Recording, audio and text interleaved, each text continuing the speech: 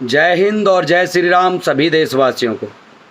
मेरा आप सभी से एक विशेष करके निवेदन है कि मेवात में जिस प्रकार से हिंदुओं के साथ बर्बरता की गई, यहाँ तक कि बहन बेटियों के साथ में भी जिस तरह की घटना घटित हुई है, यह पूरे देश को शर्मसार करने देने वाली घटना है।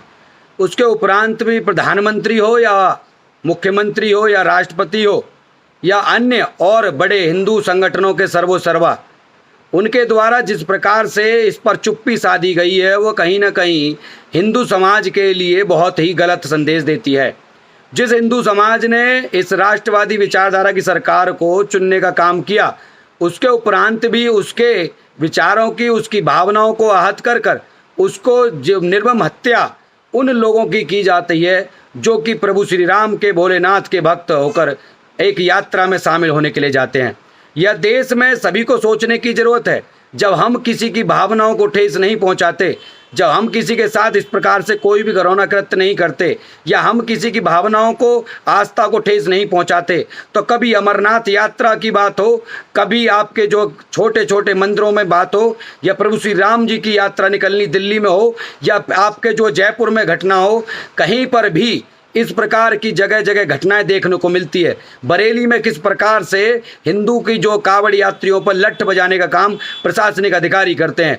चारों तरफ से एक ही खबर आती है, हिंदू के साथ यहाँ मारपीट हुई, हिंदू की बहन बेटी छेड़ी जाती है, हिंदुओं के साथ में उनको मर्डर कर दिया जाता है। उनके आए दिन कुछ ना कुछ सुनने को मिलता है। उसके उपरांत भी लोग कहते हैं कि देश में हिंदुत्व की विचारधारा बढ़ रही है।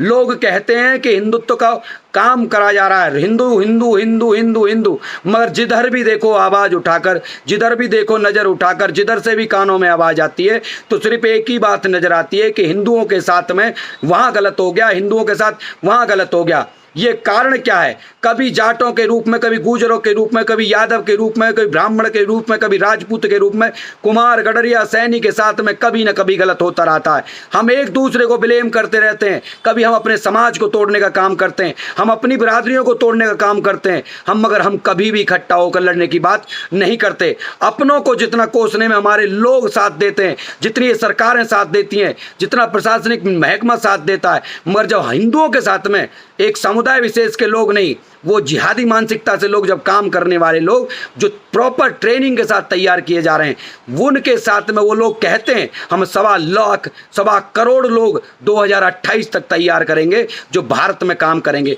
किस प्रकार की मानसिकता से देश गुजर रहा है, ये हम सभी को सोचने की जरूरत है, समझने की जरूरत है। और आज अगर हम नहीं जागते, आज अगर हम ये नहीं चेतते, तो आने वाले कल में भारत में रह रही राष्ट्र सरकार, राष्ट्रवादी विचार को लेकर चलने वाली सरकार, ये ध्यान रखे कि वो सत्ता में नहीं आने वाली, उसको कोई चुनने वाला नहीं है। जिनकी वो पैरवी करते हैं या जिनके साथ में खड़े होते हैं, पैरवी, स्वामी विवेकानंद जी ने जो कहा है, आप उनको आदर्श मानकर उनके अनेकों कार्यक्रम करवाते हैं, तो आपने उनकी बात सुनी होगी। गलत करने वाला ही गलत नहीं होता, गलत सहने वाला, गलत के समय चुप्पी साधने वाला व्यक्ति भी गलत होता है। अगर मेरी बात से आपको गलत लगती है तो मैं माफी चाहूंगा, मगर पीड़ा बस इस बात की है कि अगर हम प्रखर रूप से अपने समाज, अपने धर्म के लोगों के साथ खड़ा नहीं हो सकते, तो हमें कोई अधिकार नहीं बनता कि हम उन्हें कहें कि हम आपके साथ हैं, ये सरकार आपकी है। सरकार जब ही है जब हमारे लोगों के साथ गलत हो, तो उनका प्रतिकार करने के लिए आप खड़े तो हो। हाँ, आप कहेंगे कि हिंदू समाज खड़ा नहीं होता। हाँ, ये समाज जो सनातनी है,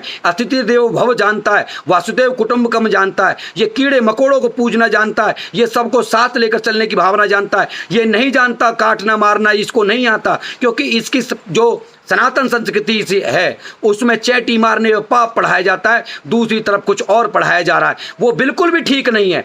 बच्चों के अंदर कट्टरता की भावना अगर 5 से 6 साल की उम्र में डाली जाती है, वो बड़ा होते होते जिस प्रकार की कट्टर भावना के साथ बड़ा हो रहा है, वो समाज, वो राष्ट्र, वो धर्म के लिए बिल्कुल भी ठीक नहीं है, और भारत के लिए बिल्कुल भी कहीं भी नहीं है। आने वाले समय में सरकार भी चेत ले, यही कारण रहेगा कि इस देश का दोबारा से विभाजन होना निश्चिंत है।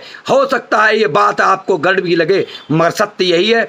मेरी प्रभु श्री राम से बस एक ही कल्पना है, कुछ लोगों को सद्बुद्धि देने का काम करें, जिनको किसी प्रकार का भ्रम हो वो भ्रम दूर करने का भी काम करें। हो सकता है आप उनको बदलने की भावना रखते हो, मगर हो सकता नहीं, मैं यकीन के साथ कह सकता हूं वो ही आपको बदल देंगे। जय हिंद और जय श्री राम।